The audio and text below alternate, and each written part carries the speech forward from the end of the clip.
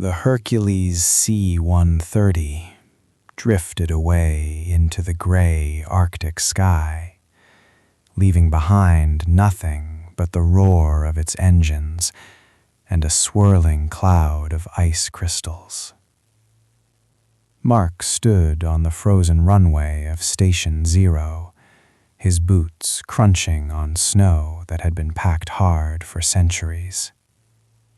He was 24, an electronics engineer with a talent for hearing what others missed, and he had just volunteered for the loneliest job on Earth.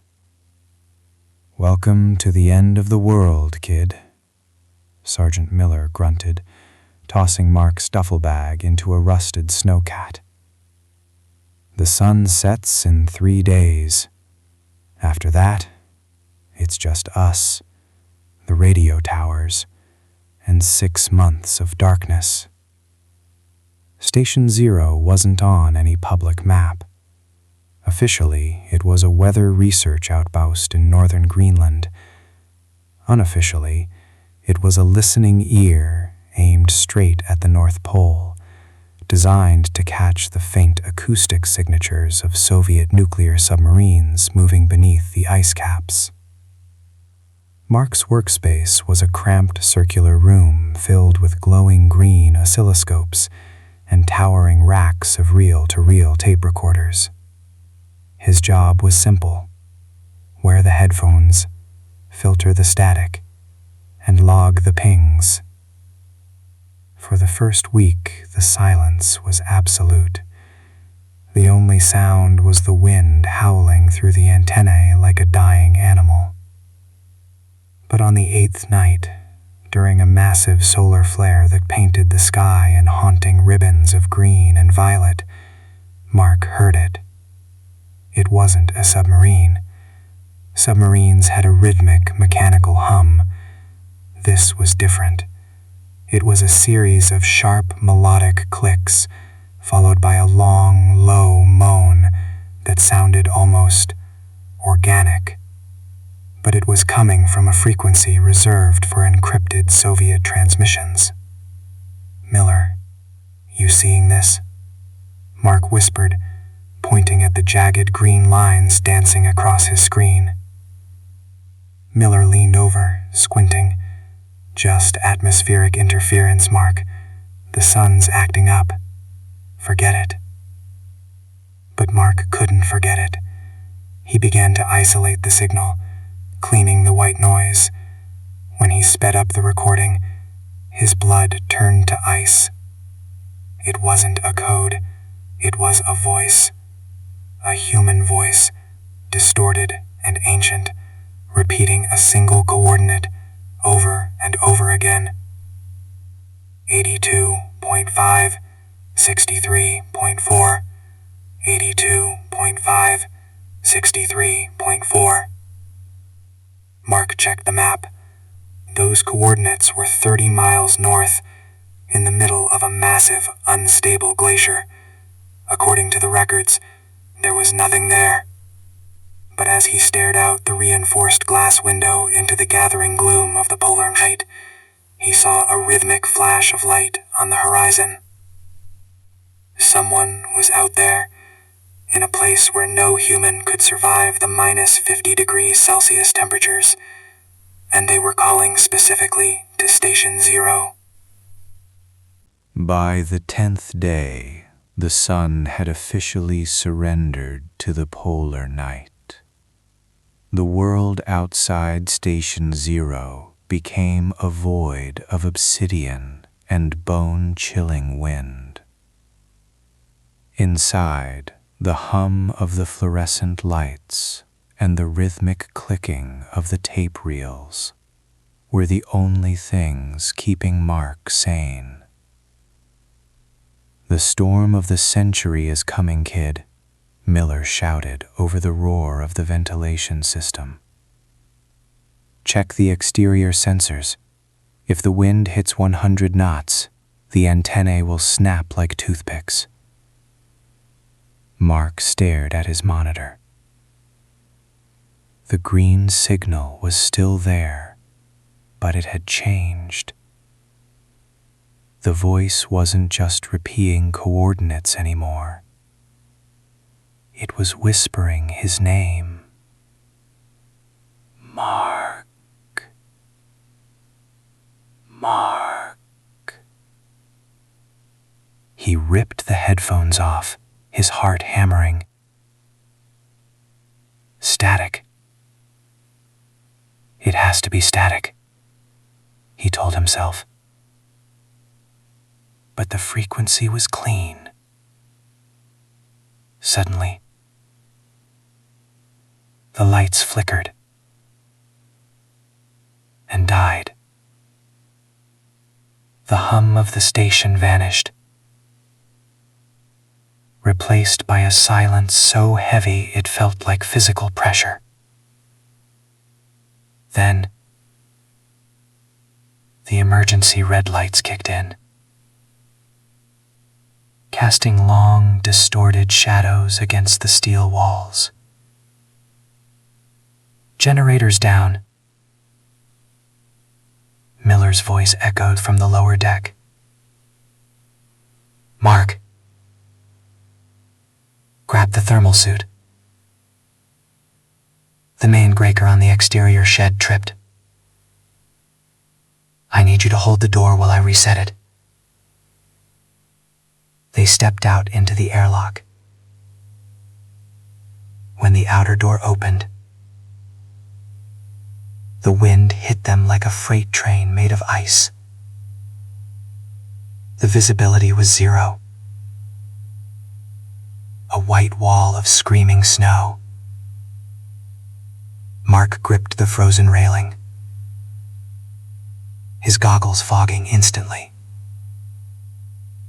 As Miller struggled with the heavy iron lever of the generator shed 50 feet away. I saw it. A tall, thin silhouette stood just beyond the perimeter fence. It didn't move. It didn't lean against the wind. It just stood there. A dark tear in the white fabric of the blizzard. It looked like a man in an old-fashioned heavy diving suit. But his proportions were wrong. Miller! Behind you! Mark screamed. But the wind swallowed his words. The silhouette raised a hand. A rhythmic clicking sound. The same one Mark had heard on the radio. Vibrated through the metal floor beneath his boots. Then, with a sudden unnatural speed, the figure vanished into the storm. Generators back, Miller shouted, stumbling back to the airlock, his face white with frostbite. What were you yelling about? There was someone out there, Miller. By the fence. Miller looked at him, his eyes cold and tired. Mark, look at the thermometer. It's -60 out there. No one survives 3 minutes in that without a heated suit. You're seeing ghosts of the ice. It happens to everyone the first month. Your brain is just trying to fill the silence. But when they got back inside, Mark looked at the security monitor for the perimeter fence. The camera was caked in ice. But for a split second, a frame cleared. There were no footprints in the snow where the figure had stood. Instead, there were deep circular indentations in the ice, like the marks left by a heavy metallic tripod. Mark went back to his desk. and put the headphones on. The signal was louder now. And this time, it wasn't just a voice. It was the sound of something heavy. Breathing. Right behind him. Storm didn't stop for 3 days. The station groaned under the pressure of the ice, like a ship sinking in a frozen ocean. Miller was busy in the engine room, cursed by the failing heaters, leaving Mark alone in the silent, red-lit corridors. Mark couldn't sleep. The clicking sound from the radio felt like it was coming from inside his skull.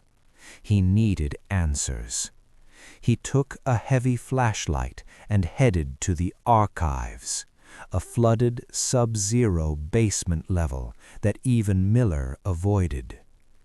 The shelves were lined with rotted ledgers and rusted canisters of film. Among the American Navy records, Mark found a heavy leather-bound book wrapped in oilcloth. It was out of place. The cover was deep red with a faded gold star. It was a Soviet logbook from 1945. "How the hell did this get here?" Mark whispered, his breath blooming in the frozen air. He wiped the frost from the pages. The handwriting was frantic, the ink smeared by trembling hands. It belonged to a Major Volkov, a scientist from a forgotten Soviet expedition. February 14th, 1945, the entry read, "We found the object. It is not a meteor. It is not a machine. It is a bell made of a metal that does not exist on Earth. It is buried 200 feet beneath the ice. It is calling for its brothers." Mark turned the page. There were sketches of a strange tripod-like suit, a deep-sea diving suit modified for the Arctic cold. "The men are changing," Volkov wrote. "They no longer speak, they only click. The cold doesn't kill them anymore, it feeds them. We tried to bury the object, but it won't stay silent. If the Americans ever build their listening station here, they will wake it. They will hear the song, and the song will become them." Suddenly, the lights in the basement flickered. A heavy thud clank echoed from the floor above. Clank, clank, the sound of heavy metallic feet.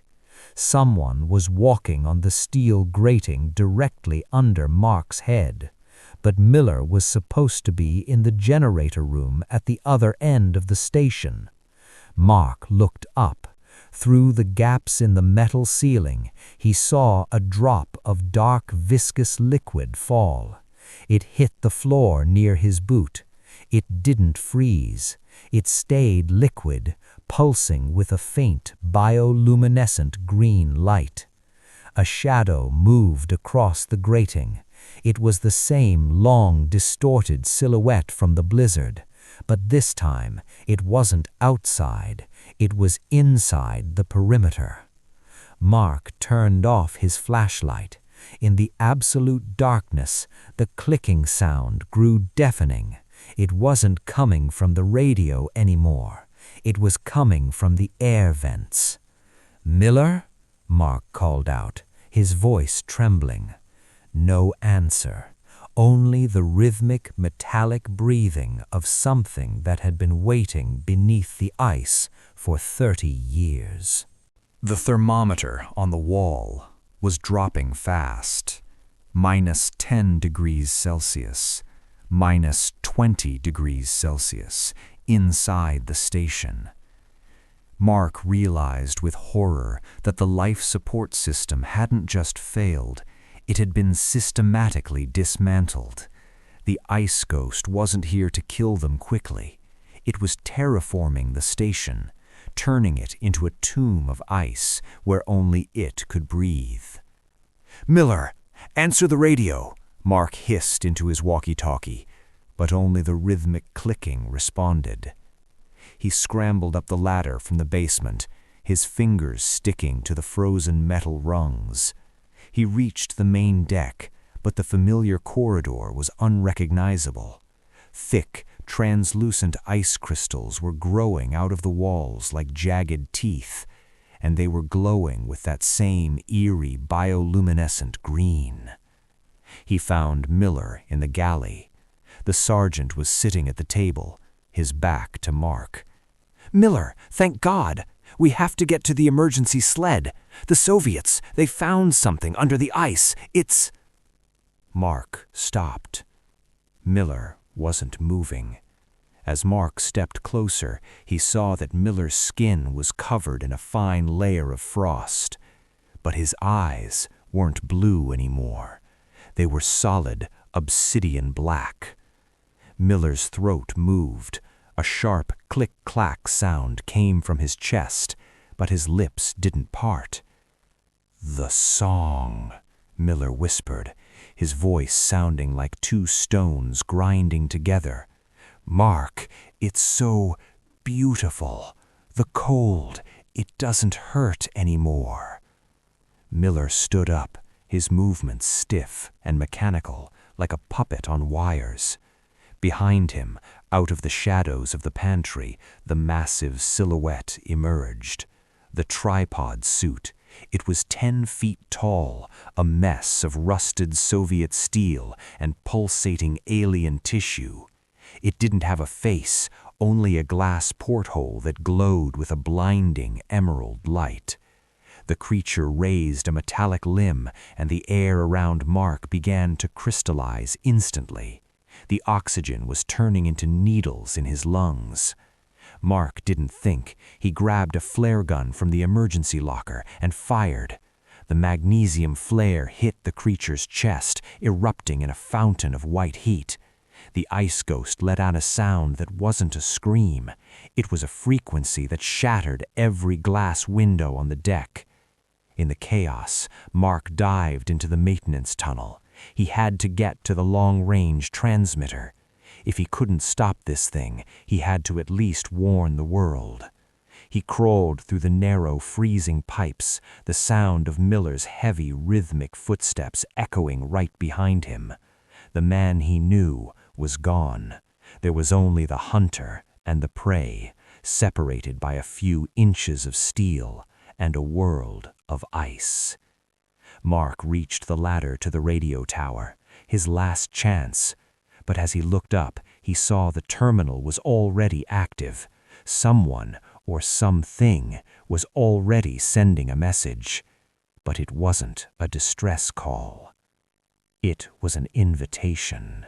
Mark scrambled up the final ladder, his lungs screaming as the thin, freezing air of the Arctic night hit him.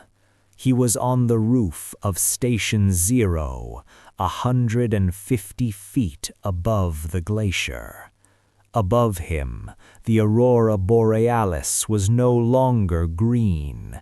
It was a deep, pulsating violet, swirling in sync with the signal from the tower.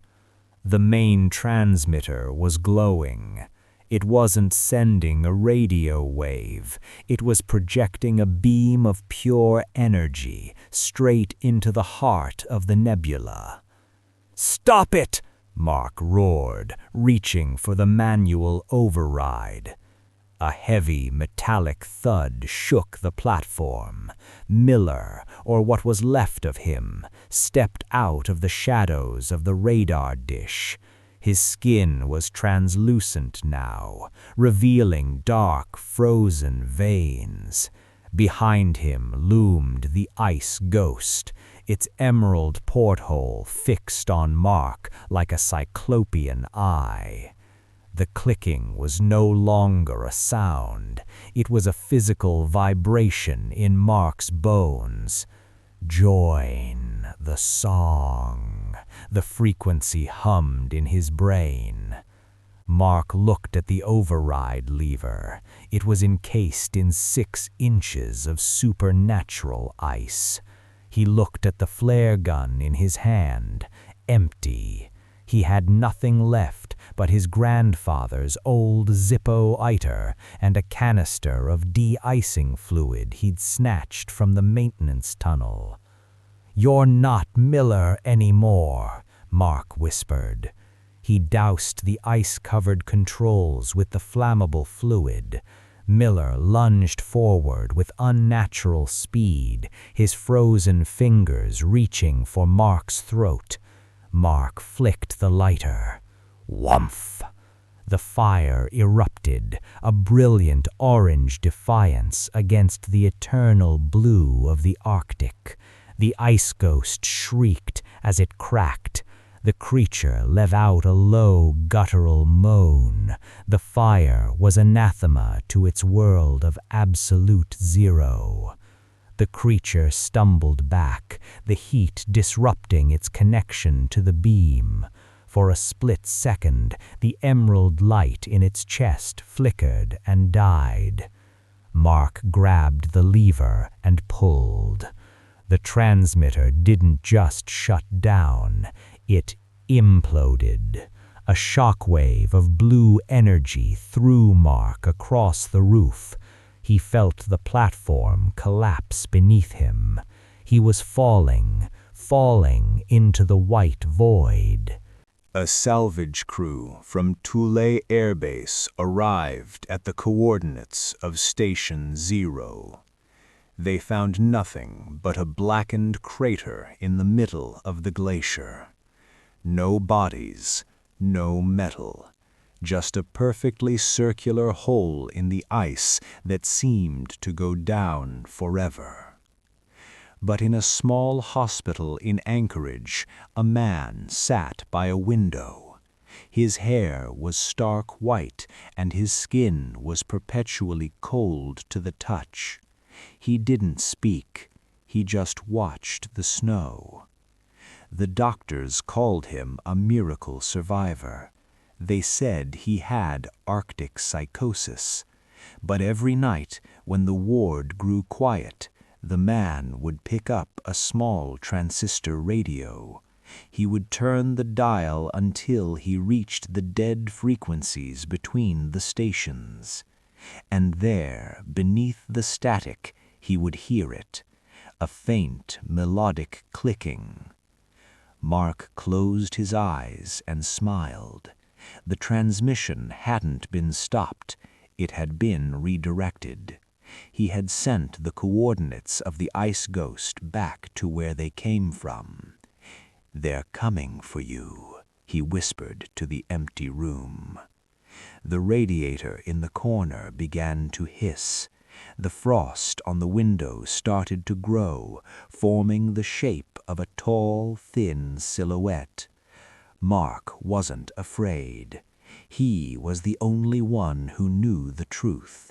The Cold War was over, but the war for the ice had just begun.